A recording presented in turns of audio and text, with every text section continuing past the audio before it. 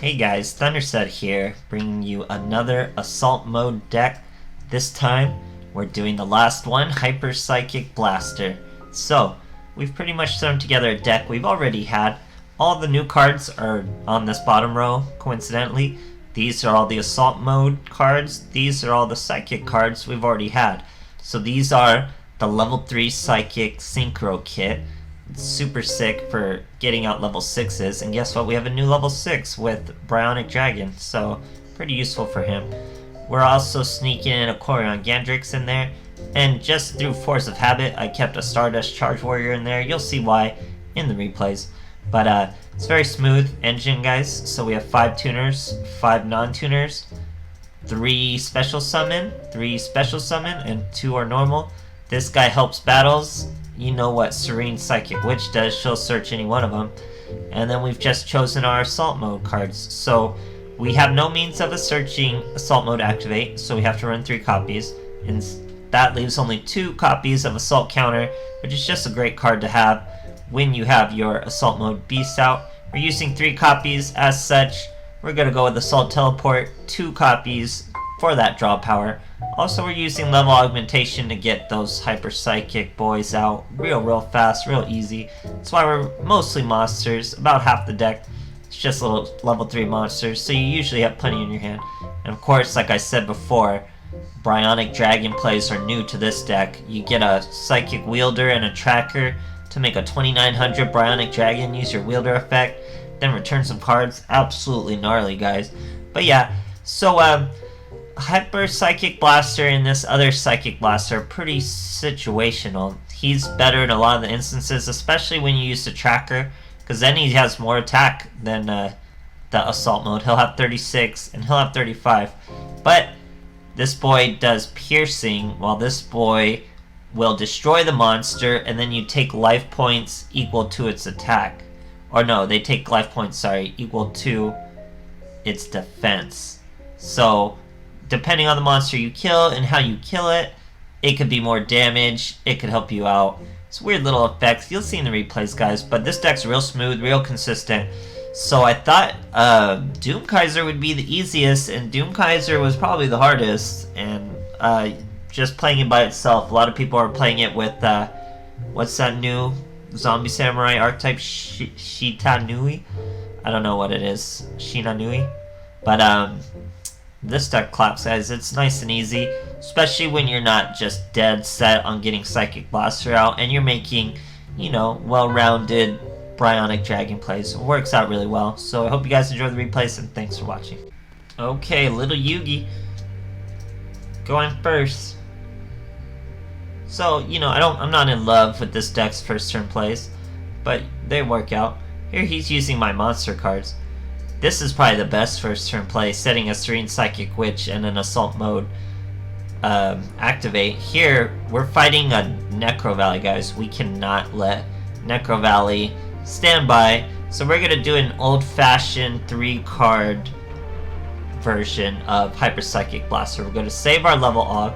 We're going to pierce this Gravekeeper Spy to bring out Gravekeeper's Priestess. So now we use the Assault Mode activate we set last turn. He would have taken damage equal to her defense, but he uses a Hallowed Life Barrier to protect his monster, sets another card. We top deck into a Teleport, which is perfect because we had an Assault Mode in our hand. Pull a Psychic Wielder and another Assault Mode. So here, as you can see, we gained her attack, which was 1000, and he took damage to her defense, which was 1500. Here, he normal summons a Headman, sets another, what's that boy's name, Spy. We top deck into a Tracker, which is fantastic. So we normal summon our Wielder, special summon our Tracker. That's going to be a 2900 Bionic Dragon. We chain our Wielder's effect, destroy his face-up monster, return that face-down monster. Now he doesn't take any damage because of the Hallowed Life Barrier, of course. But we're going to have perpetual returns with our Bionic Dragon, or would have if he didn't come at us with that Supernaturalist. But more than enough for a Hyper Psychic Blaster to take out, and we're gonna do his defensive damage, which is a lot of damage, guys. Boom, 2000 damage, great stuff with the effect, great duel.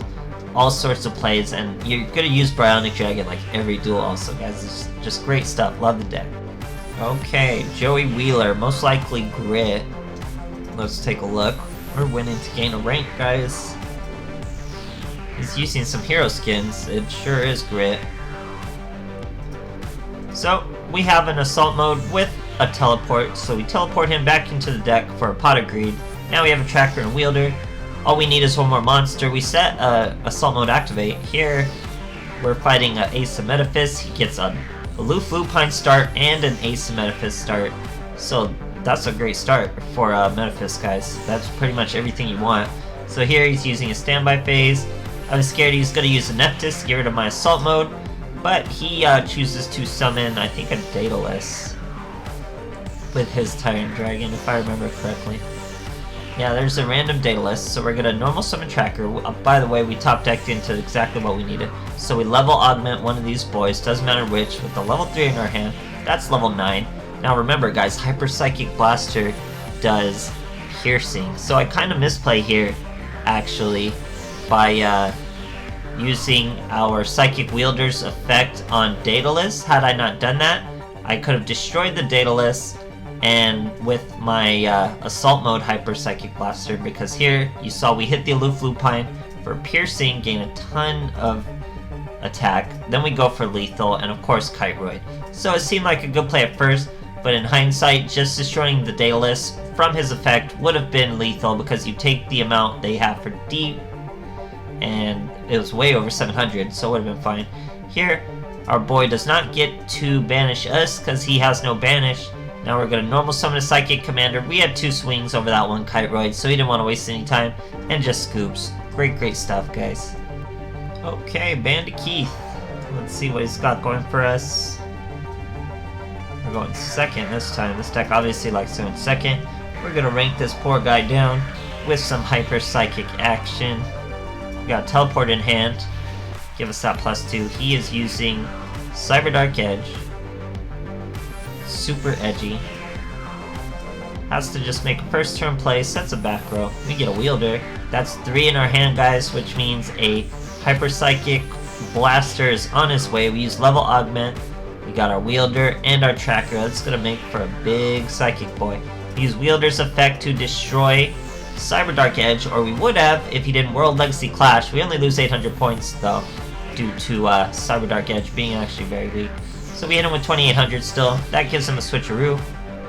Sets that monster in defense. Summons another Cyber Dark Edge. Puts 1 Power of the Guardian on him. Puts 2 Power of the Guardian on him. We're gonna assault mode activate. We're big enough to stand over that boy. No problem. So he attacks us directly. Now this is where he messes up. He throws a Stone of Ancient into the graveyard. We didn't have lethal. Now we have lethal. Well, he'll take 2,000 damage for us killing the Spirit of White. He would have only taken 800 damage from killing either of those monsters. But anyway, we have a tracker. We have our commander. That brings out a 2900 Bionic Dragon. He uses his effect to return that Cyber Dark Edge with all the Power of the Guardians to the hand. All I needed to do was Hyper Psychic Blaster Assault Mode into the Spirit of White, and that was lethal damage, guys. Great stuff. Okay, here we are fighting Jade and Yubel, going first. Let's see what kind of first turn play we have in store. He's using Neo Space.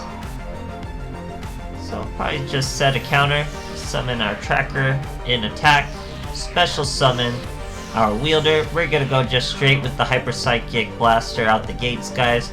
We have an assault counter, but no way to bring our assault mode out, so it's more of a bluff. He sets 3 back row, 1 monster.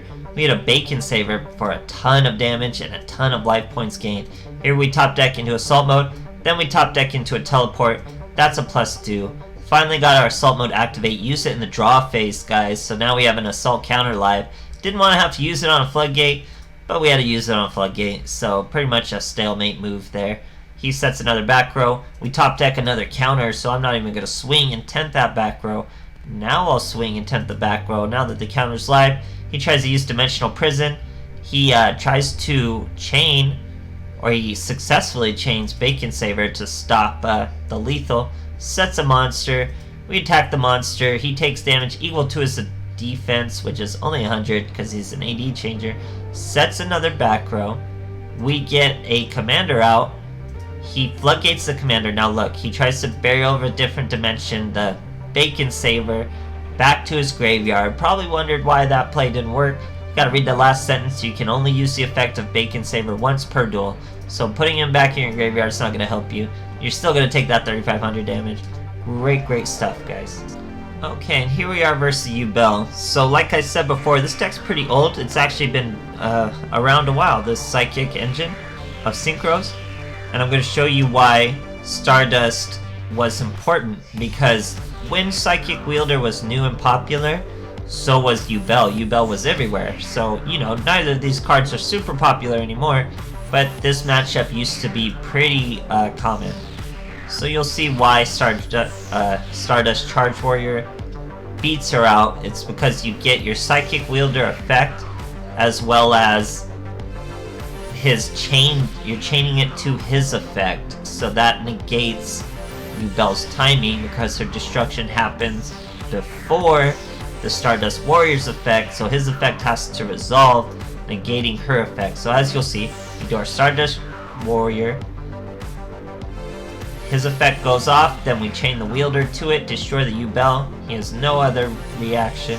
Here we use a teleport and pull into both our assault counters. That'll be useful once we actually get our charge warrior out, as means to kill another Yubel. So with 2 assault counters, we'll just chain to her effect and take out both of them. All we would need to do would be to get a Hyper Psychic Blaster out. We're top decking, as she doesn't. She eventually scoops, but we had plenty to go off, so it was great stuff, guys. Other than that, this deck is wild, guys. I wish there was room for more counters, but it's like locked in tight with these cards. I can't really cut down and make any more room without consistency. Only thing I could really think of would be to cut down one of the Hyper Psychic Blaster assault modes. But this is another strong version, guys. So these two, weirdly enough, are a little better than Doom Kaiser. Doom Kaiser was just a mess, guys. But I'm liking these ones. Gonna move on now from Assault Mode, finally, from this new box. Hope you guys enjoyed, and thanks for watching.